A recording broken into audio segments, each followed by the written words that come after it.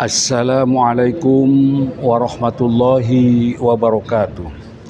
Bismillah, alhamdulillah, la haula wa la quwata illa billah, amma ba'du.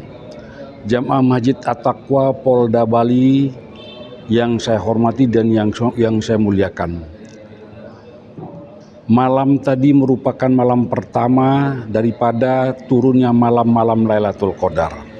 Kalau di Masjidil Haram, masjid bertambah penuh, beda dengan di kita, yakni kalau di kita sudah mulai banyak kemajuan, artinya shopnya mulai maju.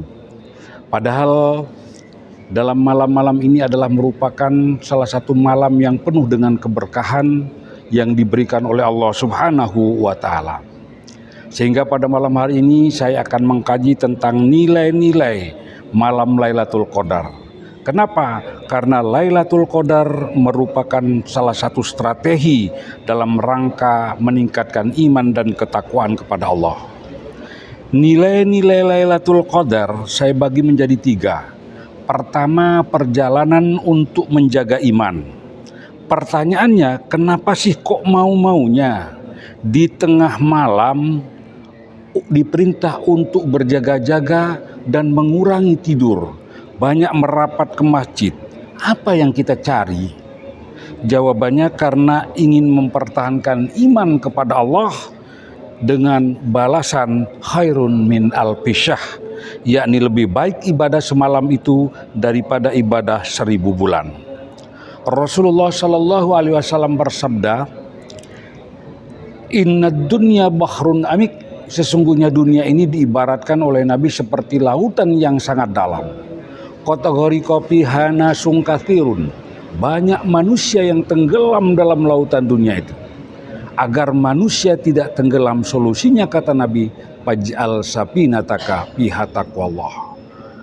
Gunakanlah berlayar di lautan dunia ini dengan perahu yang bernama takwa.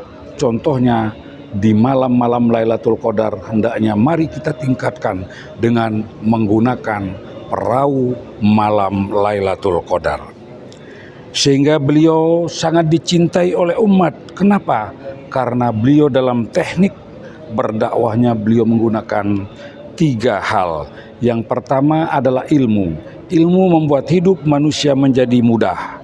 Dan yang kedua, Rasulullah selalu menggunakan seni, karena seni membuat hidup manusia menjadi indah. Dan yang ketiga dengan iman. Iman membuat hidup manusia menjadi terarah. Rasulullah selalu menggunakan seni, karena seni akan terasa sentuhan-sentuhannya. Rasulullah tidak dengan cara mengejek, tapi Rasulullah dengan cara mengajak.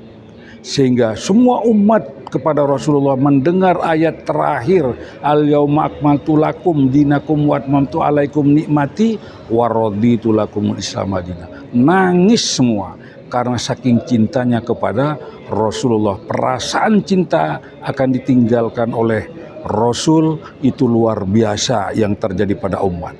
Sehingga perasaan insan sama, ingin dicinta dipuja, itulah fitrah manusia, bukan takdir yang kuasa. Itu sebuah lagu itu memang menyentuh kepada bahasa cinta. Lalu yang ketiga, yakni dengan iman membuat hidup manusia menjadi terarah. Jadi ketika bayi baru lahir diperintahkan untuk diadani dengan kalimat mu'adzamah, kalimat takbir Allahu Akbar. Kita tanamkan akidah sehingga nanti setelah anak-anak kita itu menjadi dewasa tidak akan mudah diganggu oleh nenek moyangnya setan.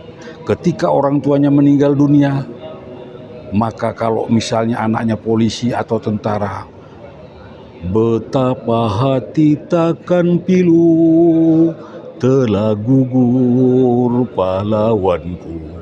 Anaknya sambil menangis, mak, bapak mate, mak, mau bengi, dia ngobrol-ngobrol, mak saya ki mate.